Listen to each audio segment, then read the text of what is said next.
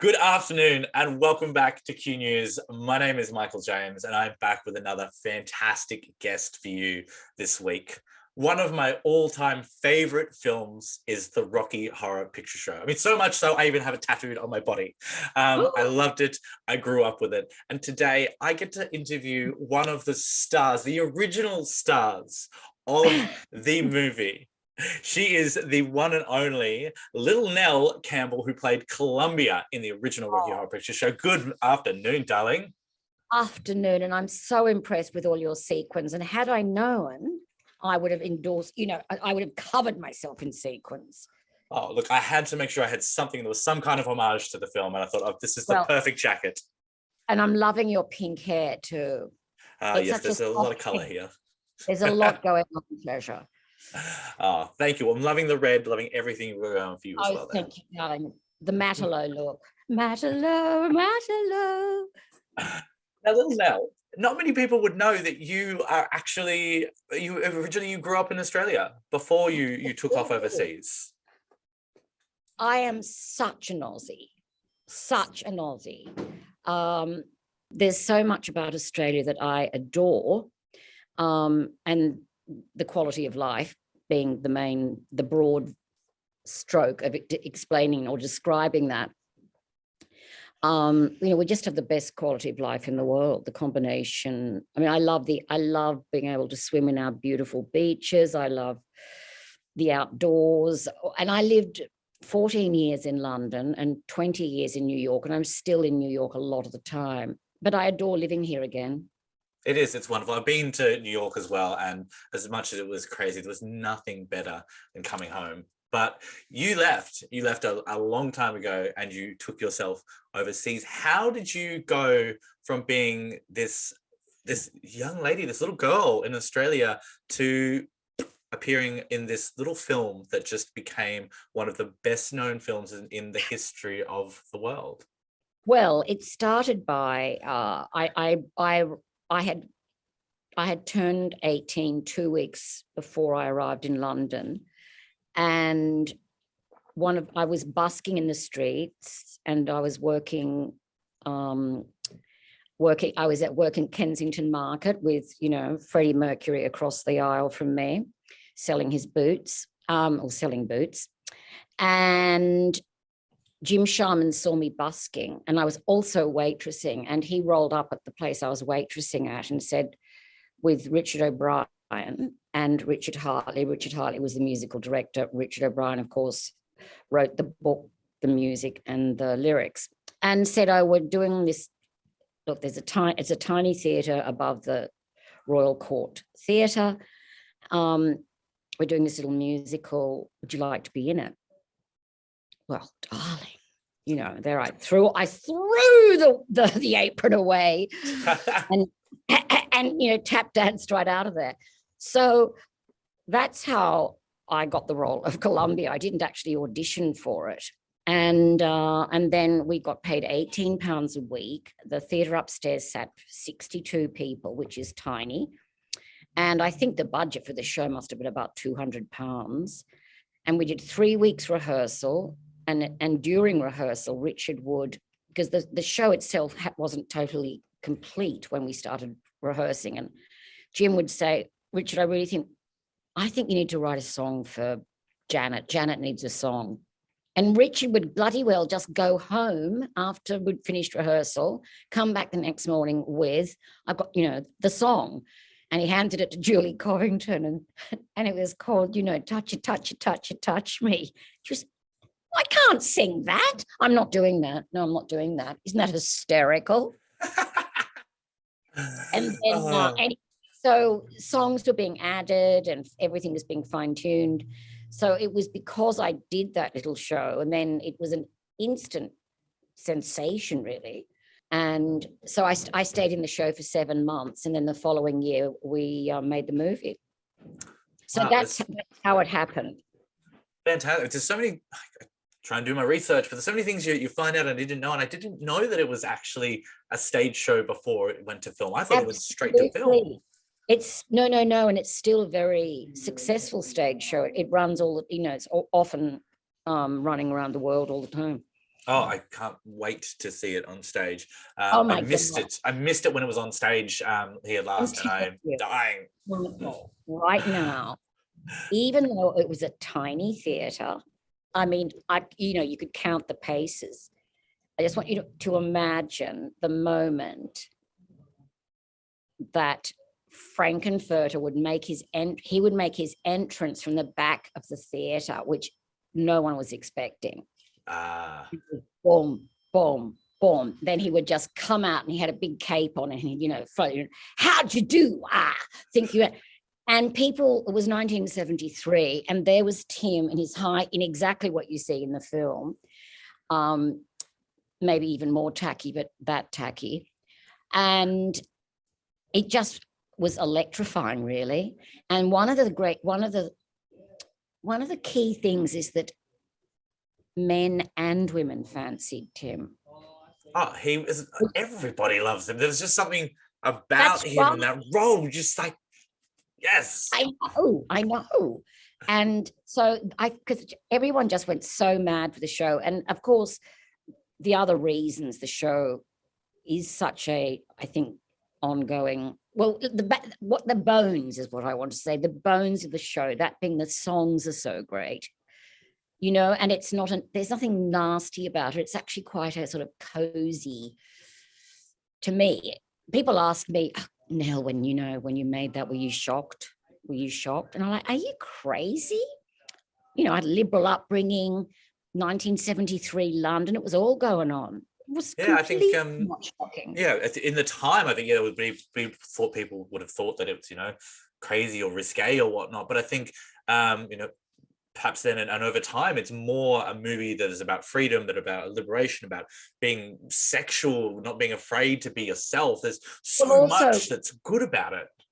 But also, there's the homosexual, bisexual, trans, and whatever you want to, men dressing up as women. What's that question? I guess that's transvestism as opposed to transsexual. I realize, if you think about it now, and it's funny because I don't think about it, but I'm trying now to imagine in 1973, for that audience to suddenly turn around and see Tim dressed like that. See, that nowadays, that would just be the norm. People would be, but it was just so thrilling and unexpected for a man to come down the aisle dressed like that in high heels and just being so sexy. And the song is so great. So it was just really thrilling. It's still a moment even in the film, and I just can imagine how amazing that would be in the stage. But you make a great point about talking about the queer community that I suppose are encompassed and represented in that film, and I suppose how it spoke to them and still speaks to them. I can't tell you how much it means to me. I mean, there's just no words how much it means to me that it has helped so many people, because Richard will be the first to tell you he had no idea that the show was going to have that effect, let alone, and of course then the film. And it's just been sort of magical how much it's helped people that recognize their sexuality, who come to terms with their sexuality, admit it, feel good about themselves. I mean, I've met people that told me they were suicidal till they saw that film. And also I'm sure you've heard about the shadow casts that perform the show in front of the screen of the film. Of course. I mean, I know we all know about the cult and people calling out and throwing props about, rice and newspapers over their head, etc. But there's also, all over America, they have these casts who perform, and they all, take turns in different roles, and someone will play two. I mean, and it's just such a great mix when boys play the girls' roles and vice versa. It's one of my favorite parts. There's a film, The Perks of Being a Wallflower, and it's set back in, I think, the 80s. And part of that is the young cast. They're actually going and they're being those people. They're doing the film, and I love that. I love seeing that. Well, sorry, this is a long way around for why I'm talking about that, but that is, as well as people that when they discover the film itself, they often then that they through the film they find out about these casts and they join that cast. Even if you don't get into the cast right away, they're sort of big groups and they all take, as I say, play different roles, take turns. And so I've met so many people that have gotten married and had children through meeting at one of those groups, shadow cast. And someone told me once that he was when he came out as gay, this is in America, such as conservative countries, his family disowned him. Then he discovered Rocky. Then he found out about the shadow cast. He joined his shadow cast, and he said they became his family. And he was diagnosed with cancer, and he said they completely looked after him like a family. And I just, it's just incredible to hear that they've got such a strong community. It's remarkable. It is remarkable, and it will, or just every time I hear any stories, I'm always so touched. And I do cameos now. Do you know what they are? I do. So you get to make little videos for people. You make a little bit of dollars out of it, and you send messages to them. People contact me to make, and they'll say things like, I'll get, my mother's a huge fan, or I'm a huge fan. There are those which are fabulous too. But I do get people that contact me saying, I'm coming out to my wife tomorrow, things like that. Can you give me some advice? I've had every, and I'm just so flattered that they choose me to do that, because actually I love to be able to give advice in that way. I'd love to have actually my own advice column. Anyway, sounds like an interesting adventure. That's just another thing that's going on. The fact is that, because America's so conservative, people are still struggle with coming out. They do. It's still in this day and age. It's a thing. They often tend to be religious, and can you imagine if you were a Mormon male or female and you wanted to come out as either gay, trans, whatever you wanted to come out as? Sadly, they have all this pressure on them. I just can't bear it. I cannot bear it. Now, I back to that impact on people. Was there a time sort of after the movie had been released? How long was it before that it had been out in cinemas that you started getting recognized, and you've had this realization that, oh shit, this is a big thing? Okay. Funnily enough, and I'm actually going to look into the exact amount of time, because I think it must have been a matter of was it 8 months or something? Because what happened was, I don't think it was necessary. I think it was at colleges. I think the first word of the cult was that college kids were having midnight screenings and dressing up and calling out to the screen, which was obviously, that was the first film that anyone done that with. I think it was colleges. And then when they started doing it at the 8th Street Playhouse in New York, there was that made it even more, because it was New York. We certainly got wind of that. And then they asked invited some of us to come over, which I remember. I went over there. I got invited. I was like, if anyone offers me a ticket anywhere, I will go. And so I was living in London then, and I flew to New York, and I was like, I remember I stayed with a friend, and I wonder what these guys are going to be like. And the first night they're going to take me to dinner, and I was, oh, where will they take me? They were teenagers. They were about 16. It was hysterical. They lived in Queens. One of them was Italian. Sadly, he died young. He was an amazing guy. They had absolutely no idea. They took me to a cafeteria for dinner at the base of the Empire State Building. It was so funny. I don't think they even served liquor. It was hysterical. They would have been too young. You've got to be, as you know, you've got to be 45 to have a drink in America. Well, 21, but it feels like that. So they were 16 and they contacted you and they asked you to go to America. And for, this is certainly pre-Zoom, but yeah, and it didn't occur to me. if someone says we'll pay your ticket and we'll do this and that, we've sorted that, we've rented out this, da da da. Great, yes, yes, yes. And little do you know that they were. It was like a couple of school kids. It was so funny. And then one night, so Pat Quinn, they had Pat Quinn, Richard O'Brien, and Richard Hartley. And one of the kids was he's from one of those American Italian families that are so well represented in movies, The Godfather. I mean, Amelia, we all know the type.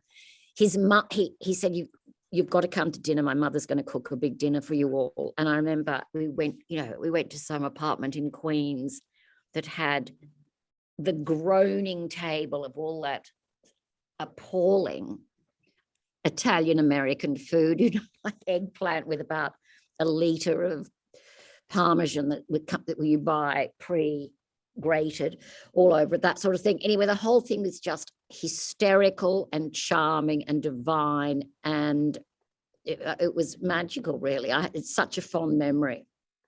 That's incredible. That's a great way to know that like people are watching. Now there was something I didn't know, and I feel like I'm such a bad fan for not knowing that there was a sequel-ish movie. I say sequel-ish movie made. Treatment. Yeah. So, and you came back, but you came back as a different character, but the same actor in the sequel-ish movie. Tell us about that, because I'm sure there are many people that don't even know this film exists. Well, there are a lot of fans of that movie, Shock Treatment, and it's definitely worth a look at. So here's what happened.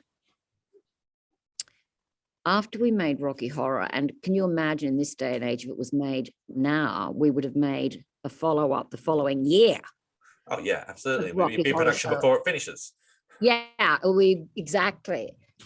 But anyway, so Richard wrote Shock Treatment, and Jim Sharman, the marvelous, brilliant director, asked Tim to star in it, and Tim said no, which was a real bloody shame because that changed everything. I think he also asked Susan Sarandon, and she said no. So I know Barry says, well, he wasn't asked to be in it. But Pat and I are in it. Who else is in it? Are we the only one? And Richard O'Brien, of course. Are we the only one? I think we're the only one. I believe it was just the three of you that reprised your roles. Yeah, came in for it's got the film looks fabulous. The costumes, again, Sue Blaine did it was the same team, Jim Sharman, the director, the brilliant Brian Thompson, the set designer, and he did so much more than just design the set. And the marvelous Richard Hartley was the musical director. So did you feel the same reaction from that as you got from the first one, or was it a bit more of a different response from fans? No, and I'm going to come out and tell you right now that I was definitely disappointed I didn't have a bigger role. I didn't get to sing it, You didn't have a tap dancing number this time?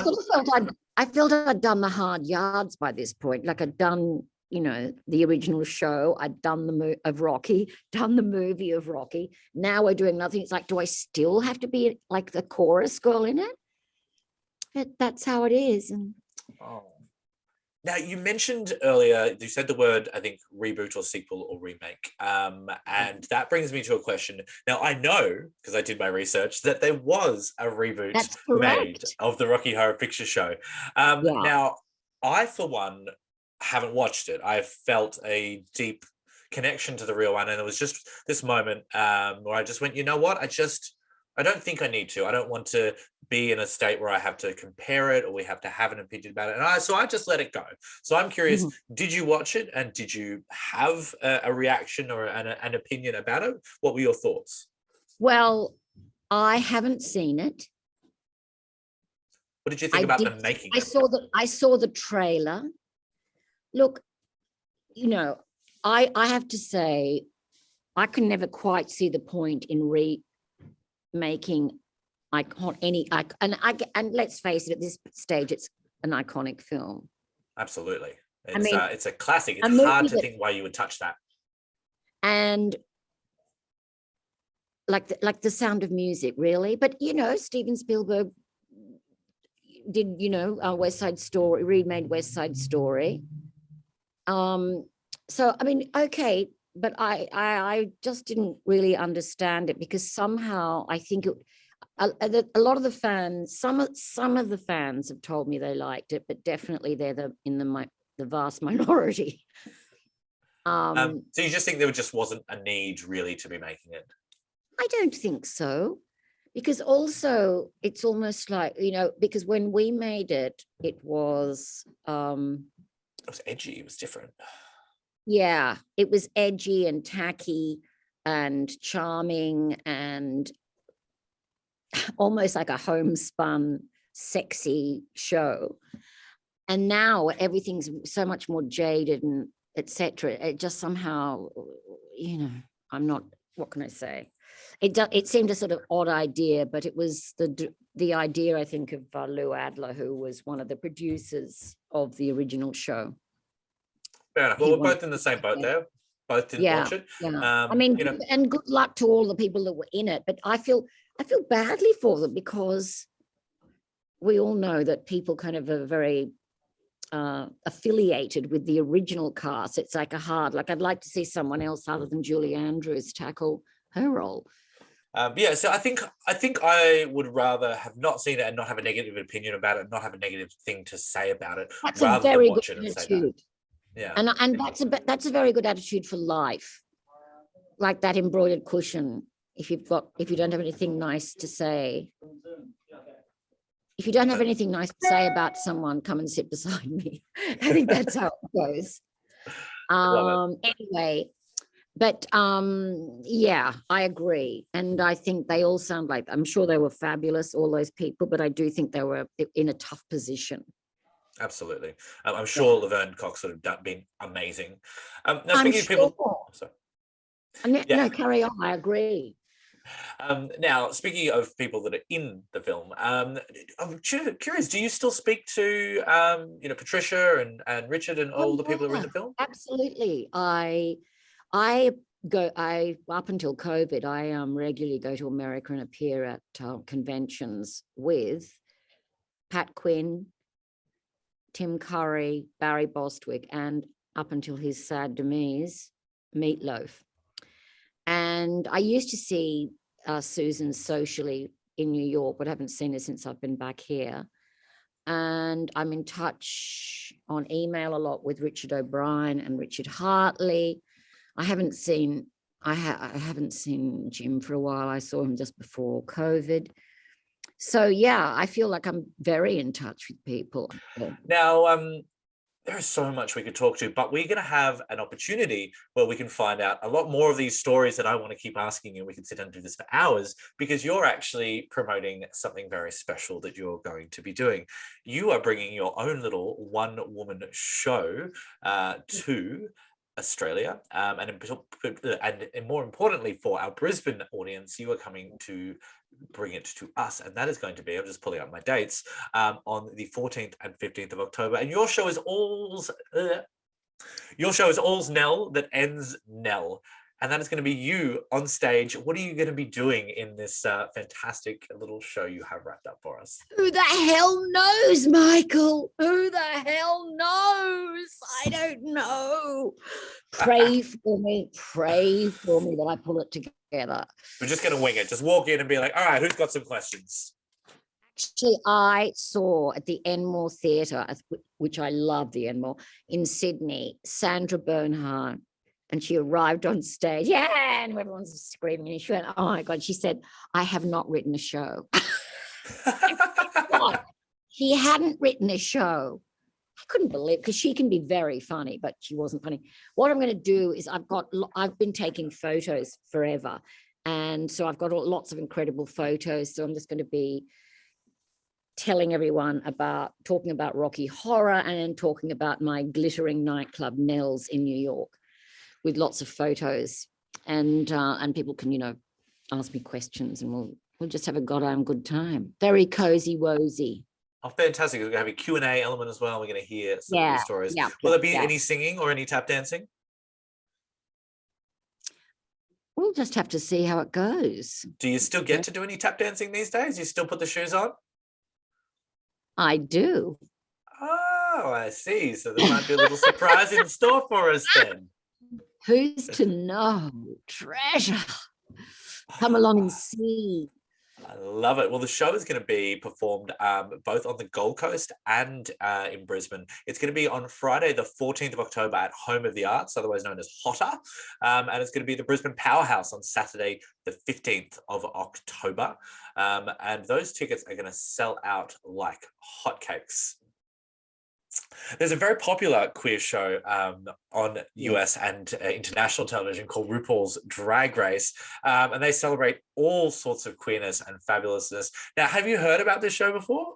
Oh, God, yeah. I mean, that's just one of the most successful shows ever. And may I just add to that, I am so thrilled that RuPaul has become so rich from the, I mean, finally a drag queen that is making a ton of money out of it, and hopefully the drag queens on the show can. I mean, that's what's so fabulous.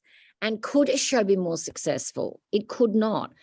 I don't watch reality shows because I get too upset for those that don't get, make it through to the next episode or whatever it is, get chucked off. But I think RuPaul himself, is amazing. And anytime I've seen little, bits of people's outfits and stuff, incredible. And I was lucky enough to be, I was in Melbourne for a drag convention, and they flew a whole gaggle of RuPaul's drag queens over, and they're out. The whole thing was just amazing. So, I mean, I think it's all wonderful, although I don't actually watch the show. I've seen just snippets of it, and I want to be a judge on it. I've seen people I know be judges. A lot of people I know are judges on it. So, darlings, if word gets to anybody, I'd love to be a judge on that show. All right, well, that's the official call. We need to have little Nell as a judge on RuPaul's Drag Race. We have to make it happen. Get you on RuPaul's Drag Race Down Under. Yes. By the way, people call me Nell now instead of Little Nell because I grew so tall. I used to be this big. Wait, I was only that big, and then I grew. So now you'll forever be Little Nell to some of us. All right, darling. Now, speaking of you being on television, yeah, you had a little bit of fun on Australian television recently, and my God, I loved it. You appeared on Studio 10 with Angela Bishop, and you just had a little bit of fun, might I say? Tell me about that. Well, I had no idea. Well, as she was walking me onto the studio floor, I said, you are rocking it. You look amazing. And she said, Spanx and I saw the heels, the Louboutins, and I thought, I said to her, then we got onto our high chairs, and I said, you don't have to be wearing all that stuff, because I could, women, I'm sick of women suffering for their art or suffering, for their tart. But anyway, so then I didn't know she was going to suggest we do the time warp, but suddenly we were doing the time warp, and she was in a 5 or 6 inch heels. And I said, for God's sake, why are you wearing those shoes? Why? And I just said, why are you wearing those follow me home and fuck me shoes? And they just promptly cut. Alarms went, the big chain came and dragged me off. It was all systems. Nell, it has been an absolute pleasure chatting to you, and I suppose a great snippet for anybody that's wanting to know what it's going to be like to see your show, All's Well that ends Nell. Am I getting that right? It's all's Nell, it ends Nell. The bitch is back. Bring it on. Yes, so everyone can see you chatting away on All's Nell that ends Nell. They get to have a great... the photos, the amazing photos I've got of all the behind the scenes with everybody and telling you about them all. They can come and see a journey of your life behind the scenes, find out everything that went on, get to see your photos, get to have a chat, ask questions. Questions, the whole goddamn thing. Anyway, I look forward very much to seeing the glorious folk from Brisbane and on the Gold Coast. Absolutely. Well, that'll be happening on the 14th and 15th of October this year. Tickets will be on sale soon. You can check the website for Brisbane Powerhouse, Home of the Arts, and we will update you with a link as soon as we have those available. My guest today has been Little Nell. Thank you so much for joining us. Oh, it's been a pleasure. Thank you so much for having me on your fab show. It's been my pleasure. As always, I'm Michael James, and I will be back with more amazing guests very soon. But you need to make sure that you click and subscribe to all the little buttons down here so you stay in touch with us and what we're doing here at Q News. Have a fantastic day. Oh, yeah. Mwah! Mwah.